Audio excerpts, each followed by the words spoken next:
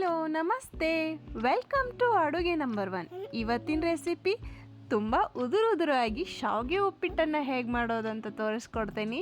ಇದು ಬಹಳ ರುಚಿಯಾಗಿರುತ್ತೆ. ಬೆಳಗಿನ ಬ್ರೇಕ್ಫಾಸ್ಟಿಗೆ ಅಗದಿ ಸೂಪರ್ ಆಗಿರುತ್ತೆ. ಥಟ್ ಅಂತಲೂ ಆಗಿಬಿಡುತ್ತೆ. ಹೇಗೆ ಮಾಡಿದ್ದೀನಿ ಅಂತ ತೋರಿಸ್ಕೊಡ್ತೀನಿ. 1 ಟೀ ಸ್ಪೂನ್ ಅಷ್ಟು ತುಪ್ಪ ಹಾಕಿದ್ದೀನಿ. ಇಲ್ಲಿ 2 ಕಪ್ನಷ್ಟು ಶಾವಿಗೆ ತೊಗೊಂಡಿದ್ದೀನಿ. ಮಾರ್ಕೆಟಲ್ಲಿ 2 ಥರ ಶಾವಿಗೆ ಸಿಗುತ್ತೆ. ಒಂದು ಶಾವಿಗೆ ಪಾಯಸ ಖೀರ್ ಮಾಡ್ಲಿಕ್ಕೆ ಒಂದು ಬೇರೆ ಇರುತ್ತೆ, ಉಪ್ಪಿಟ್ಟಿಗೆ ಒಂದು ಬೇರೆ ಇರುತ್ತೆ, ಅದನ್ನು ತೊಗೊಂಡಿದ್ದೀನಿ. ಇದು 2 ನಿಮಿಷ ಅಥವಾ 3 ನಿಮಿಷ ಇದನ್ನು ತುಪ್ಪದಾಗ ರೋಸ್ಟ್ ಮಾಡ್ಕೊಂಡು ತಣ್ಣಗಾಗ್ಲಿಕ್ಕೆ ಇಟ್ಬಿಡ್ತೀನಿ. ಈಗ ಇದಕ್ಕೆ ಒಗ್ಗರಣೆ ಸ್ಟಾರ್ಟ್ ಮಾಡೋಣ.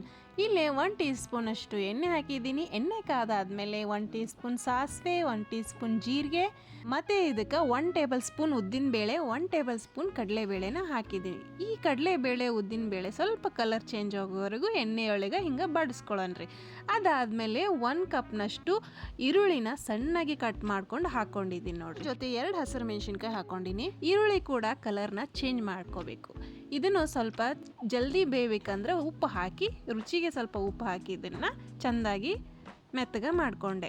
ಅದಾದಮೇಲೆ ಅರ್ಧ ಕಪ್ನಷ್ಟು ಕ್ಯಾರೆಟ್ನ ಕಟ್ ಮಾಡ್ಕೊಂಡು ಹಾಕ್ಕೊಂಡಿದ್ದೀನಿ. ಅರ್ಧ ಕಪ್ನಷ್ಟು ಬೀನ್ಸ್ ಮತ್ತು ಅರ್ಧ ಕಪ್ನಷ್ಟು ಹಸಿ ಬಟಾಣಿ ಹಾಕ್ಕೊಂಡಿದ್ದೀನಿ. ಈ ಕ್ಯಾರೆಟ್ ಮತ್ತು ಬೀನ್ಸನ್ನು ಸಣ್ಣಗೆ ಕಟ್ ಮಾಡ್ಕೊಂಡು ಹಾಕ್ಕೊಳ್ಳಿ. ತುಂಬ ಚೆನ್ನಾಗಿರುತ್ತೆ, ನೋಡೋಕ್ಕೂ ಭಾಳ ಮಸ್ತಾಗಿ ಕಾಣ್ತತಿ. ಮೇಲ್ಗಡೆ ಅರ್ಧ ಟೀ ಸ್ಪೂನ್ ಅರಿಶಿಣವನ್ನು ಹಾಕಿ ಇದನ್ನು ಚೆಂದಾಗಿ ಬಾಳಿಸ್ಕೊಳ್ಳೋಣ್ರಿ. ಇದು ಪೂರ್ತಿ ಮೆತ್ತಗಾದ್ಮೇಲೆ ತರಕಾರಿ ಇದಕ್ಕೆ 2.5 ಕಪ್ನಷ್ಟು ನೀರು ಹಾಕ್ಕೊಂಡಿದ್ದೀನಿ ರೀ. ನಾನು ಶಾವಿಗೆ 2 ಕಪ್ ತೊಗೊಂಡಿದ್ದೀನಿ, ಇದಕ್ಕೆ ನೀರು 2.5 ಕಪ್ನಷ್ಟು ಹಾಕ್ಕೊಂಡಿದ್ದೀನಿ. ಇದೇ ಮೆಜರ್ಮೆಂಟ್ ತಕ್ಕಂತೆ ನೀವು ಬೇಕಾದ್ರೆ ಹಾಕೋಬೋದು. 1 ಕಪ್ ಹಾಕಿದರೆ ಅದರ ಅರ್ಧ ಜಾಸ್ತಿ ಹಾಕೋಬೇಕು ನೀರು. ಅದಾದಮೇಲೆ ಇದಕ್ಕೆ 1 ಕೊತ್ತಂಬರಿ ಸೊಪ್ಪನ್ನು ಸಣ್ಣ ಕಟ್ ಮಾಡಿಕೊಂಡು ಹಾಕ್ಕೊಂಡಿದ್ದೀನಿ ರೀ. ಇದು ಕುದಿ ಬರೋವರೆಗೂ ಇದನ್ನು ಕುದಿಸ್ಕೊಳ್ಬೇಕು. 2-3 ನಿಮಿಷ ಇದು ಕುದಿ ಬರೋವರೆಗೂ ಇದನ್ನು ಹಿಂಗೆ ಇಡೋಣ. ನೋಡಿ, ಇವಾಗ ನೀರು ಕುದಿಯಲು ಸ್ಟಾರ್ಟ್ ಆಗೈತಿ. ಈಗ ನಾನು ಶಾವಿಗೆನ ಸೇರಿಸ್ಕೊಳ್ತೀನಿ. ಇದಾದಮೇಲೆ ಇದನ್ನು ಚೆಂದಾಗಿ ಮಿಕ್ಸ್ ಮಾಡ್ಕೊಳ್ರಿ. ಮಿಕ್ಸ್ ಮಾಡ್ಕೊಂಡಾದ್ಮೇಲೆ ಅರ್ಧ ಲಿಂಬು ಹೋಳನ್ನು ಕಟ್ ಮಾಡಿಕೊಂಡು ಇದನ್ನು ಇದ್ರ ಮೇಲ್ಗಡೆ ಹಾಕೊಳ್ಳೋಣ. ಲಿಂಬು ರಸ ಹಾಕ್ಮೇಲೆ 1 ಲಿಡ್ ಕ್ಲೋಸ್ ಮಾಡಿ ಇದನ್ನು 2-3 ನಿಮಿಷ ಬೇಯಿಸ್ಕೊಳ್ಳೋಣ್ರಿ.